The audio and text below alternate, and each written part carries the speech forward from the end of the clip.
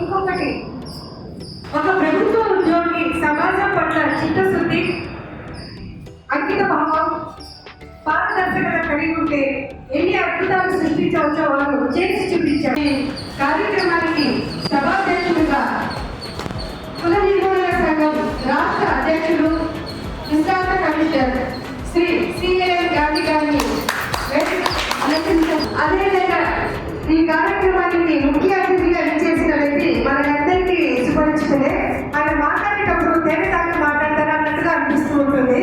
చాలా సబ్జెక్ట్ ఎంత కఠినంగా ఉన్నప్పటికీ కూడా చాలా స్ఫూర్తిగా చెప్తూ ఉంటారు. వినయ్ గారు వెళ్ళి కార్యక్రమించే అతిథిగా కోరుతున్నాము. పుస్తక సమీక్ష చేయడానికి సామాజిక విశ్లేషకురాలు సజయ గారు వెళ్ళి రావాల్సిందిగా కోరుతున్నాము. అలాగే ఈ కార్యక్రమానికి స్కైలర్ బాబు గారు, ఇంకా నాకు పేరు వ్యక్తులుగా చాలా మంది పెద్దవారు ఉన్నారు, వాళ్ళందరికీ కూడా స్వాగతం పలుకుతున్నారు. గాంధీ గారికి కార్యక్రమాన్ని ప్రారంభించాల్సిందిగా కోరుతున్నాను. పుస్తకావిష్కరణ కార్యక్రమానికి విచ్చేసిన పెద్దలకు, పాత్రికేయులకు, ఇతర సంఘాల నాయకులకు, మిత్రులకు స్వాగతం, సుస్వాగతం. వృద్ధాప్యరచన గారి గురించి ఎక్కువ పరిచయం చేయడం అవసరం లేదు. ఎందుకంటే ఆవిడ స్త్రీ ఉద్యమ సంబంధమైనటువంటి కార్యక్రమాలన్నింటిలోనూ నిర్మాణమైనటువంటి కార్యక్రమాలను, అలాగే శరీరదాన, అవయవదాన, నేత్రదాన, రక్తదాన కార్యక్రమాలను, స్త్రీల హక్కుల గురించి అభివృద్ధిగా కృషి చేసే సామాజిక కార్యకర్తగా, ఉద్యమకారిగా ఆవిడ గారు మనందరికీ సుపరిచితులే. మరి ఈ యొక్క పుస్తకావిష్కరణ కార్యక్రమానికి ఆవిడ గురించినటువంటి చిన్న ఉద్యోగాలు చెప్పడానికి ఈనాడు నేనున్నాను. నాకు వృద్ధాప్యరచన గారితో కేవలం 15 సంవత్సరాల తక్కువ పరిచయమే ఉంది. ఈ 15 సంవత్సరాల్లోనూ ఆవిడ గారు రోజు రోజుకి తన యొక్క కార్యక్రమాల నిరంతర నిమగ్నంతో మాకు దగ్గరయ్యారు. వారి కుటుంబంలో ఉన్న ఉద్దేశం ఏంటంటే, కొన్ని తరాలుగా కులము, మతము అనేటటువంటి ఎల్లరు దాటి జిల్లాలు, రాష్ట్రాలు, దేశాల పరిధి కూడా విస్తరించుకొని ఒక నిజమైనటువంటి మానవీయ వ్యక్తిగా చూసుకోవాలిగా మాకందరికీ నచ్చింది. అందుకే డాక్టర్ హసీనా గారు పుస్తకం రాశారని కానీ ఆసక్తిగా ఆ పుస్తకావిష్కరణకి నేను కూడా భాగస్వామి అవుదామనుకుంటే నన్ను అధ్యక్ష వహించమని జ్యోత్సవ గారు కోరారు. అంటే ఈ పుస్తకంలో హసీనా గారు అన్ని రకాల ఆవిడ గారి యొక్క జీవితంలో ఎన్ని రకాల ఉద్యమాల్లో ఆవిడ గారు భాగస్వామిగా ఉన్నారని హసీనా గారు వివరంగా రాశారు. ఆ విషయాలన్నీ కూడా మా సహచర ఉద్యమకారిణి సభ్యులు గారు విపులంగా ఈ పుస్తక సమీక్ష వ్యవహారాలకు మీకు విశదీకరిస్తారు. పుస్తకం పీడిఎఫ్ చూస్తుంటారు కాబట్టి వారి యొక్క అభిప్రాయాన్ని క్లుప్తంగా సంక్షిప్తంగా తక్కువ సమయంలో చెప్పవలసిందిగా రజనీ గారిని కోరుతున్నాను. అధ్యక్షుడు గాంధీ గారు చేయలేకపోతున్నారు. ఎందుకంటే అందరినీ 2-3 నిమిషాలు టైం ఇచ్చారు కాబట్టి లాంగ్ డైరెక్షన్ అనేది చేయలేకపోతున్నారు. సభకు వచ్చినటువంటి యశు పేరేట వాళ్ళు జోసే గారు పుస్తకం చదివినప్పుడు ముందుగా కలిగిన భావన ఏంటంటే అసలు నాకు ఎన్ని తాత్పడి జీవితంలో ఇలాంటివి. ఎందుకంటే భావ సాధించదు కాబడింది. ముఖ్యంగా మత సామరస్యం, అలాగే అవయవదానం కూడా. నేను ఆ అవయవదానం గురించి ప్రత్యేకంగా మెట్రోపాలిటన్ సెషన్ స్టేట్గా ఉన్నప్పుడు 2 కార్యక్రమాలు పెట్టారు గాంధీ గారు. అప్పుడు పెట్టినప్పుడు చాలామంది కార్యకర్తలు కూడా మేము సమీపించగలిగాము, ఇవ్వడానికి సిద్ధపడ్డాము. కానీ సంభవం అటువైపు నుంచి అంత మాకు ఎంకరేజ్మెంట్, కోఆపరేషన్ రాలే. నాకు అప్పుడు ఒక రకమైన డైమాలు ఏంటి, నిజంగా అవయవదానానికి ఇవ్వడానికి సిద్ధపడేవాళ్ళు తీసుకునే వాళ్ళ మధ్య లేవేంటి, ఎందుకంటే ఇట్లా వాళ్ళు నన్ను సబ్మిట్ చేయలేకపోయారు లేదండి. బట్ జోసే గారి లైఫ్ గురించి చదివినప్పుడు ఆవిడ చాలా యాక్టివ్గా చేయగలిగారంటే అప్పుడు నేను మాలో ఏదో లోపం ఉంటుందేమో ఆ టైంలో చెప్పేసి. ముఖ్యంగా మత సామరస్యం అనేది గాంధీ గారు చెప్పారు, వారి కుటుంబానికి నేను చాలా కావాల్సిందని. నాకు కూడా గాంధీ గారు చాలా కావాల్సిన వాళ్ళు, వ్యక్తిగతంగా కన్నా కూడా వారి యొక్క ఆశయాల ద్వారా నాకు చాలా దగ్గరయ్యారు. 2 భార్యాభర్తలు కూడా. వారి కుటుంబం ఈ మత సమావేశానికి ఒక విలయంగా మనకి it's an epitome of this religious harmony. చాలా ముచ్చటేస్తుంది అట్లా కుటుంబాన్ని చూసినప్పుడు. ఆ రకంగా నేను జోసే గారి జీవితం గురించి చదువుతున్నప్పుడు ఇంకొక ప్రస్ఫుటమైనటువంటి నాకు ఒక విషయం ఏంటంటే హసీనా అనే వ్యక్తి ఒక స్వచ్ఛమైనటువంటి తెలుగులో జోసే గారి జీవితం గురించి రాయడం అనేది చాలా తప్పుకున్నటువంటి విషయం. ఎందుకంటే మనకి ఒక స్టీరియో టైప్ వరల్డ్ బతుకుతున్నాం. ఒక ముస్లిం అనగానే తెలుగు రాదు, ముస్లిం అంటే ముస్లిమ్స్ జీవితాల నుంచి ఉత్తేజం పొందుతుంది. ఇలాంటి ఒక స్టీరియో టైప్స్ బద్దలు చేసేటటువంటి ఏ ఒక్క మూమెంట్ అయినా కూడా మాలాంటి వాటికి వచ్చి మనతో కనిపిస్తుంది. ఆ రకంగా హసీనా చాలా మంచి పని చేశారమ్మా. ఇంకొక మర్చిపోలేనటువంటి విషయం ఏంటంటే జీవిత చరిత్ర అనగానే పెద్ద పుస్తకాలు కనిపిస్తాయి మనకు మామూలుగా. ప్రతి జీవితం అవసరమైనవి ఉంటే అనవసరం ఉంటాయి. అవసరమైనవే చాలా మన జీవితానికి ఒక దర్శనంగా ఉంటాయి. ఇందులో చాలా హైలైట్ చేసి ఆవిడ వ్యక్తిత్వానికి దోహదం చేసినటువంటి అంశాన్ని హైలైట్ చేస్తూ చాలా క్లుప్తంగా చక్కగా రాశారు. ఈ రకమైనటువంటి బ్రెవిటీ ఆఫ్ థాట్ చలవంటారు. బ్రెవిటీ ఆఫ్ థాట్ లేకపోవడం అనేది దేశభక్తిగా తగినమాట. అంటే ఆయన దేశభక్తి కూడా ఏమన్నారు, దాని గురించి వేరే చర్చించుకోవచ్చు మనం అని అంటారు అనమాట. సో బ్రెవిటీ ఆఫ్ థాట్ అనేది, బ్రెవిటీ ఆఫ్ ఎక్స్ప్రెషన్ అనేది కూడా చాలా ఇంపార్టెంట్. అది చాలా సక్సెస్ఫుల్గా ఆవిడ ఆవిష్కరింపజేశారు ఈ పుస్తకంలో. చాలా ఆనందం వేసింది. జోసే గారు ఇంతగా ఎక్కువ మాట్లాడటం బాగుంటుంది ఇప్పుడు ఈ సమయంలో. తప్పనిసరిగా మీతో పాటు కలిసి ముందు జీవితంలో పనిచేయాలని చేసి ఒక ఆశతోటి నేను ముగిస్తానండి. సమయంలో చక్కగా మీ భావాన్ని మాతో కలిసి పనిచేస్తా ఉండేటటువంటి మీ యొక్క అభిప్రాయాన్ని మేము స్వాగతిస్తున్నాం, అభినందిస్తున్నాం, మేము చూసుకుంటున్నాం కూడా. ఇప్పుడు ఈ పుస్తకం ఆవిష్కరణ జరిగింది. ఈ సందర్భంగా ముఖ్య అతిథి నవతెలంగాణ పత్రిక రేణుక గారు, మాకు ఉద్యమ మిత్రులు సన్నిహితులు వేరే గారిని ఈ సందర్భంగా తక్కువ సమయంలో కేటాయించుకుంటూ మాట్లాడవలసిందిగా కోరుతున్నాను.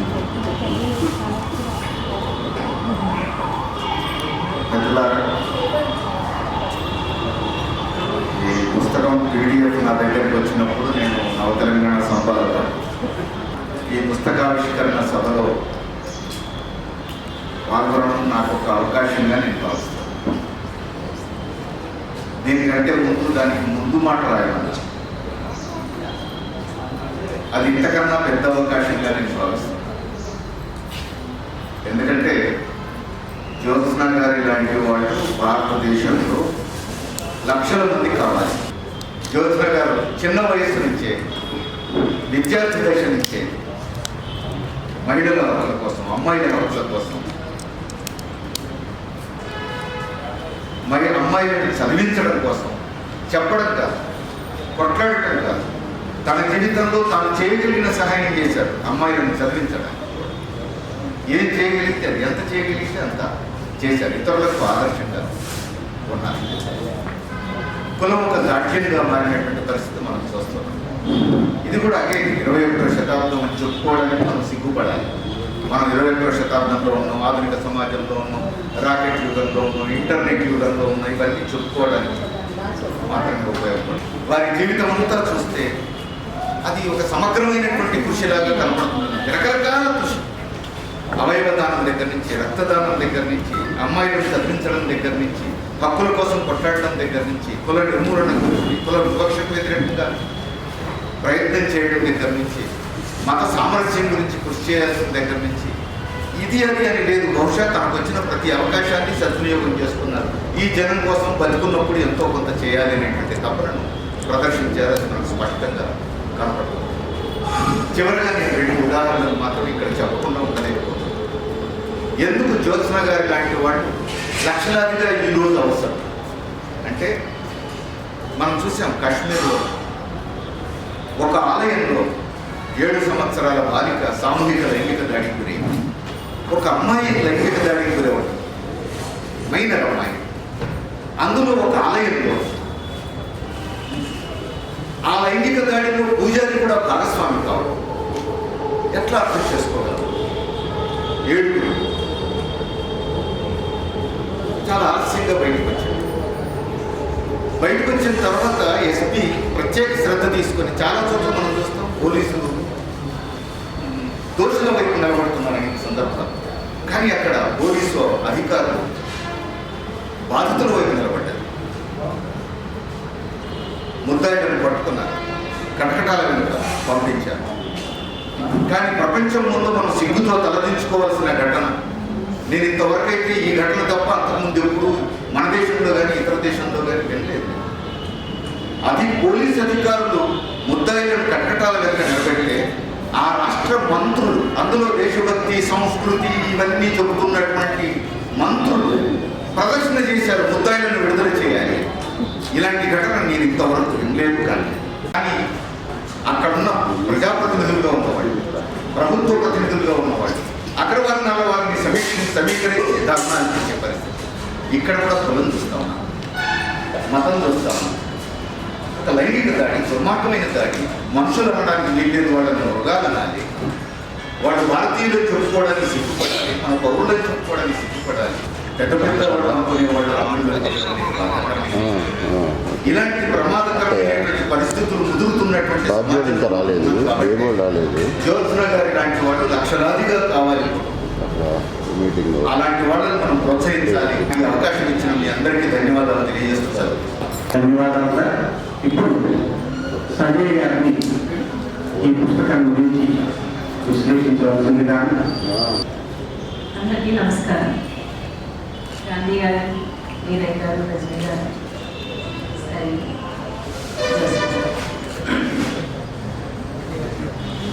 మామూలుగా సినిమాలకి ఒక టీజర్ వస్తుంది కదా, ఇది టీజర్ అనుకుంటున్నారు. అంటే రజనీ గారు చెప్పారు చిన్నగా ఉంటే బాగుంటుంది అని, మనం చదువుకోవడానికి బాగుంటుంది. అయితే నేను దీన్ని టీజర్గానే చూస్తున్నాను.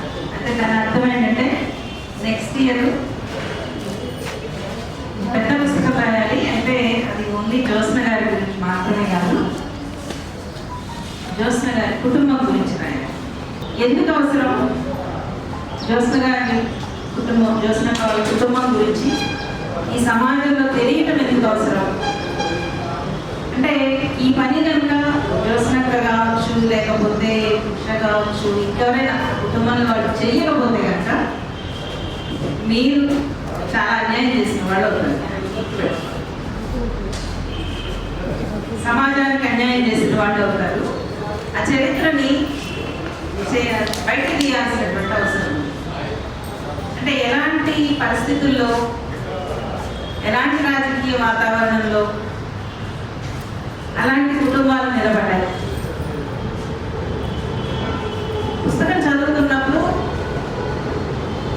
సుబ్రహ్మణ్యం తాత అనేవాళ్ళం చిన్నప్పుడు, నాకు బాగా పరిచయం అందరూ కూడా. నిజానికి ఏంటంటే జ్యోత్స్నక్క ఇప్పుడు పరిచయం ఈ మధ్య, వాళ్ళంతా ముందే తెలుసు. ఆయన్ని చంపేయాలనుకున్నారు, ఆయన స్థానంలో ఇంకొకళ్ళని చంపేశారు అంటే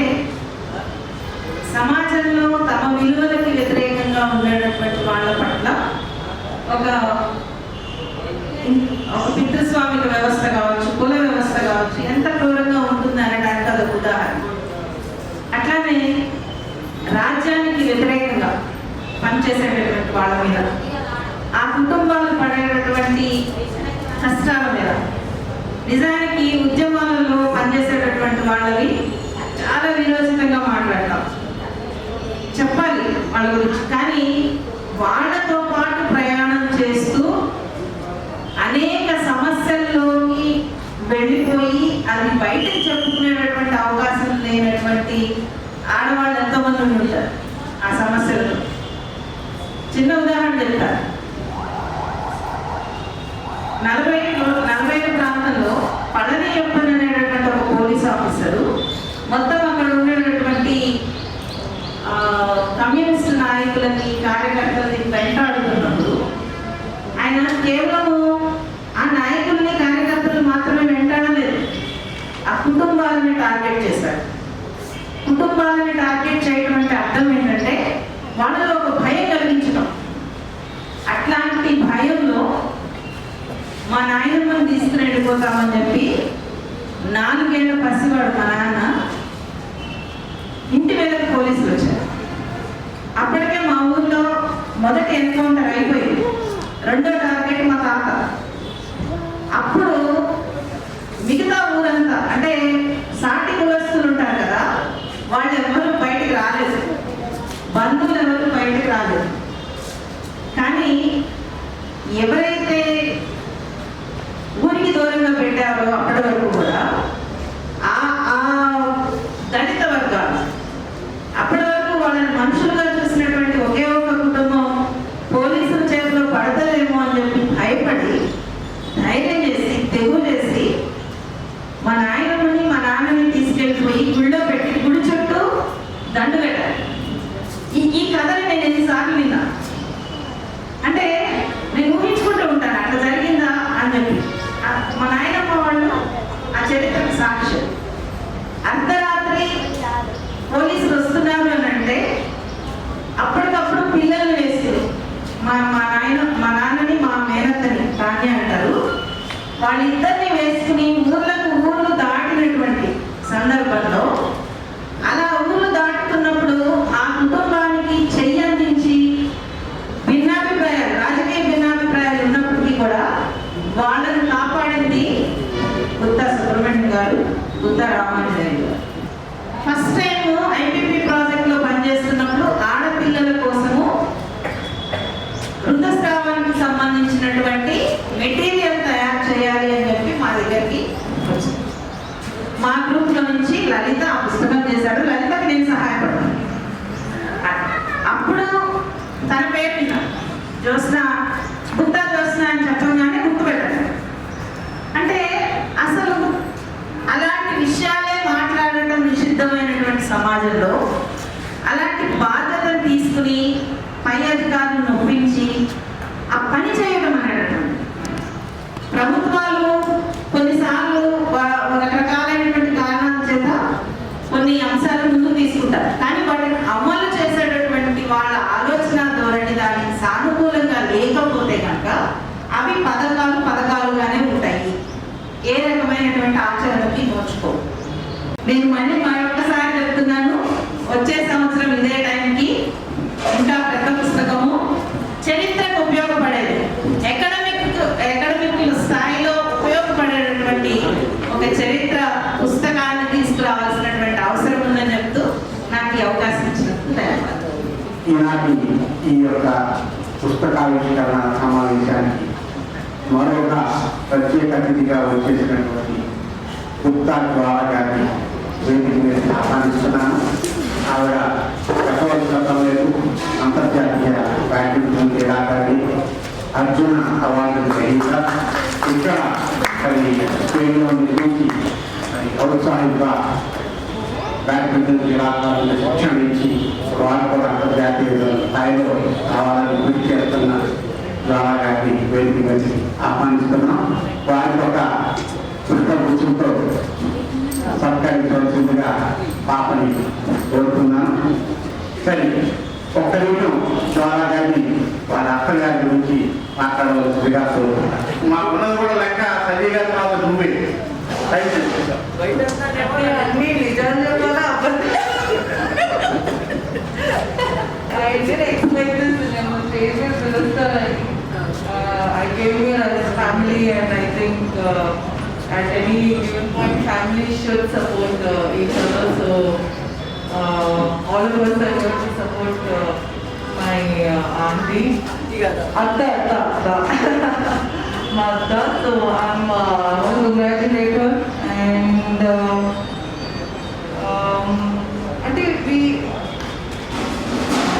I think I've spoken about this many times. Chala sir maatladanu deen gurinchi, my family and me completely believe that caste or the things which divide us as a society shouldn't exist. I never knew what religion, or I still don't know what religion or caste I belong to. I've never been taught, and I think that's how we should progress, and that's what we as family always believed, and we always preached about it. And this is to be అంటే మనం ఎక్కువ మాట్లాడాలి దీని గురించి. We don't really talk. It is not a comfortable subject to talk about. So I think it's great that this discussion is happening right now, and it should happen in a larger way.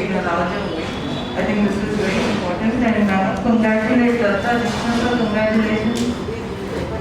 నాకు తెలుగు చదవడం రాదు కానీ I hope things come to normal as soon as possible.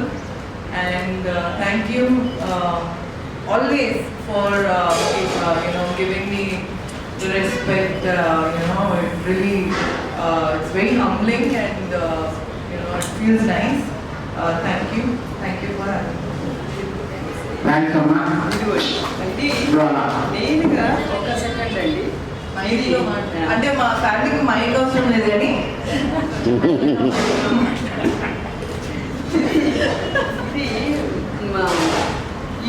ఈ బ్యాగ్ని ఈ cloth అంతా sponsor చేసింది సజయ. ఇది walking బ్యాగ్గా తయారు చేశాం. ఆడపిల్లలందరికీ, ఆడవాళ్ళకి మాత్రమే ఇస్తాం. డాక్టర్ మమతా రఘువీర్ గారిని, తరుణి స్వచ్ఛంద సంస్థ నిర్వాహకురాలు గారు దోక్షణ గారికి, మమతా రఘువీర్ గారు మాట్లాడాలనుకున్నారు కానీ ఈ విషయమే ఆ గారికి చిన్న సన్మానం చేస్తున్నారు.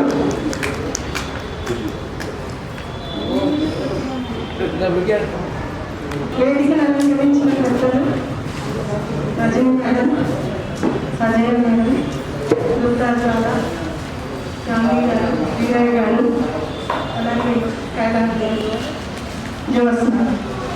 జ్యోత్స్నకి నాకు దాదాపుగా 25 ఏళ్ళు అనుకుంటున్నాను. నేను తను కలిసి ఇక్కడ మురికివాడలో ఒక ప్రాజెక్టు 5 ఏళ్ళు పనిచేసాము. IPP 8 అనే ప్రాజెక్ట్ 25 ఏళ్ల క్రితం నాకు అంటే ఏదో అవ్వాలి, సివిల్స్ చదవాలి, ఇంకోటి ఏదో చదవాలి అనే ఆసక్తితో ఉన్న రోజుల్లో జ్యోత్స్న పరిచయంతో సంఘ సేవ వైపు అంటే అంతకు ముందు ఇంట్రెస్ట్ ఉంది ఏదో చెయ్యాలని. తను నేను కలిసే సంస్థలు అందరం రిజిస్టర్ చేసుకున్నాం. సమిష్టి అని తను, నేను పరిణి అని నేను ఒకే రోజు రిజిస్టర్ చేసుకోవడం. ఆ రిజిస్ట్రేషన్ చేసుకున్నాక తనేమో సమిష్టి ద్వారా బ్యాగులు పంచుతుంది. అందరికీ జ్యోత్స్న అంటే వెన్నెల పంచుతూ ఉంటుంది. సో నేనేమో ఆడపిల్లల కోసం పనిచేయడం మొదలుపెట్టి గ్రామాల్లో బాల్య వివాహాలు, బాల కార్మికులు, ఇప్పుడు బాలికలపై లైంగిక వేధింపుల మీద పనిచేస్తుంది. అయితే జ్యోత్స్న ద్వారా నేను నేర్చుకున్నది ఇంకోటి యోగా. ఇద్దరం కలిసి ఇక్కడే లాల్బాగ్ స్టేడియంలో ఆ రోజుల్లో యోగాకి వెళ్ళేవాళ్ళం. అంతకు ముందు మేనేజ్ చేసినా నేను తన ద్వారానే నేర్చుకుని ప్రాక్టీస్ చేయడం అనేది. అలాగే పండు తినడం నేర్పించింది. రోజు తప్పనిసరిగా ఫ్రూట్స్ తినాలి అనేది నేర్పించింది. ఆరోగ్యం విషయంలో, పౌష్టికాహార విషయంలో ప్రతి ఒక్కరికి వద్దన్నా తను ఆచరించి సలహాలు ఇస్తుంది. అది నిమ్మగడ్డి గోధుమ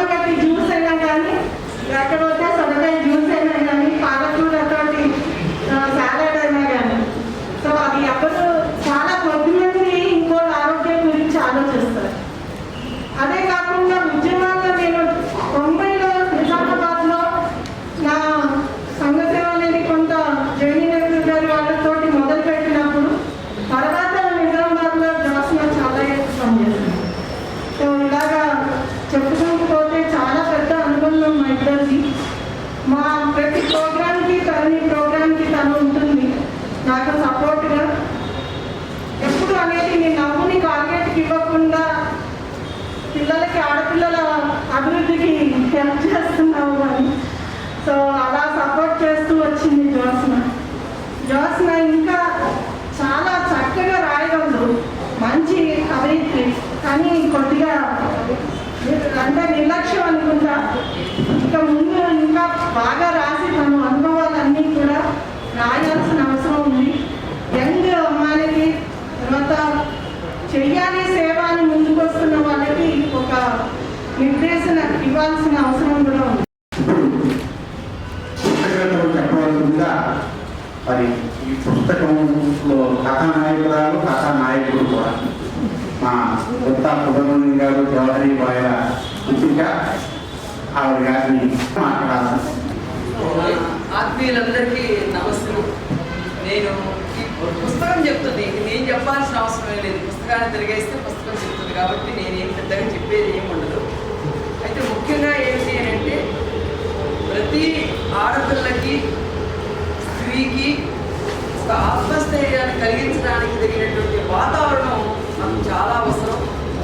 వేరే గారు చెప్పిన దాన్ని నేను 100కి 100 పాళ్ళు దీన్ని ఆలోచిస్తానే ఈ పనులు చేస్తూ వస్తున్నానండి. ఫస్ట్ ఇది ముందు నాకు మీరు ఇచ్చిన బలమని, నేను ఇంకా బలమని నేను ఫీల్ అవుతున్నాను. ఆడపిల్లలకి మనం మానసికంగా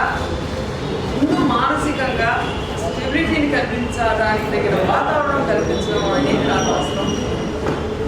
అందుకనే నేనేమన్నాను అంటే అది ఒక 50-60 రూపాయలు, 50 రూపాయలు కూడా అవ్వదు బ్యాగ్. కానీ దాని నుంచి వాకింగ్ చేయమ్మా అని చెప్పడంలో ఆత్మస్థైర్యాన్ని పెంపొందించడానికి, ఆరోగ్యాన్ని పెంపొందించడానికి వాతావరణం కల్పించాలి. ప్రతి తల్లిదండ్రి, భర్త, ఎవరైనా అన్నదమ్ములైనా ఎవరైనా ఆ రకమైన స్ఫూర్తిని ఇవ్వబట్టే ఈ పిల్ల ఇలా తయారైంది. ఇలాంటి పిల్లలు ఎంతమందో తయారవ్వాలి అనేది నా కోరిక, ఆకాంక్ష. కాబట్టి ఇప్పుడు అందుకనే పెద్ద స్టేడియం కట్టి చాలా మందికి, కొంతమందిని స్పాన్సర్ చేయడం, రకరకాల అదొక ప్రపంచం తయారు చేశారు మా బ్రదరు క్రాంతిలు, జ్వాల, గారికి.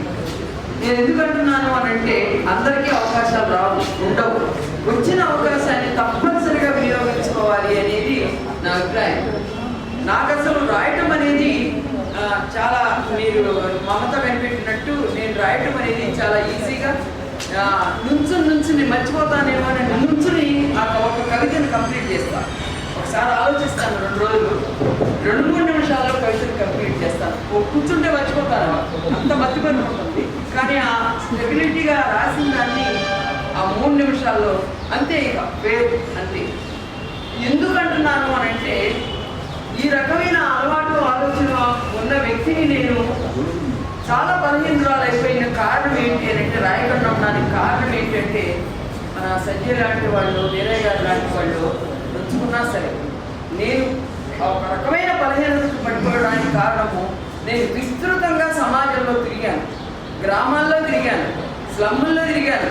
ఎవరు చూసినా చదువుకోని వాళ్ళు, ఎవరు చూసినా నా అన్ని ఉపన్యాసాలు ఎవరు ఇచ్చి ఉండరు కదా, నేనంత కౌన్సిలింగ్ చేసినట్టు ఎవరు చేసి ఉండరు. అందుకని నేను రాసే ఎంత పర్సెంటేజ్ వాళ్ళకి అడదాంది నాకు రాసింది అనేది కొంత నిరుత్సాహపడిపోయి రాయకుండా ఉన్న రోజులు చాలా ఉన్నాయి, బాధపడ్డ రోజులు చాలా ఉన్నాయి. ఈ రకంగానండి నేను ఈ కోవిడ్ వల్ల 2 పుస్తకాలు తెచ్చాను.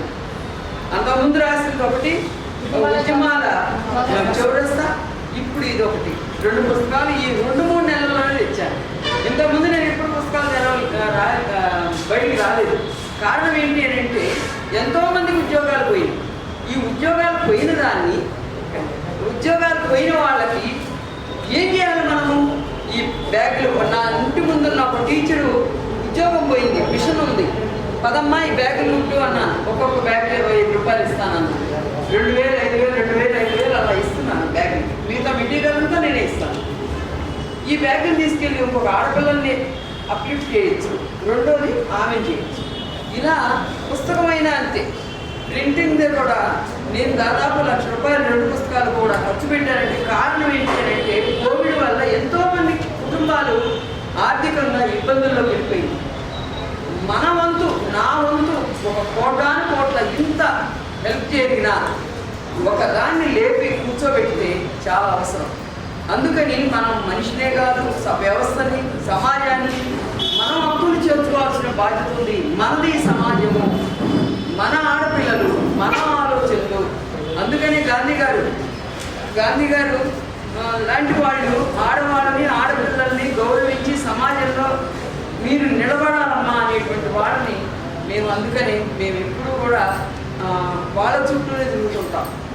వీరయ్య గారు మాట్లాడేది కానీ రాసేది కానీ అన్నీ మాకు కరెక్ట్గా ముద్రించబడి ఉన్నాయి మనసులో. కాబట్టి రజనీ గారిని పిలవడానికి కారణం అది, మిమ్మల్ని పిలవడానికి అదేనండి.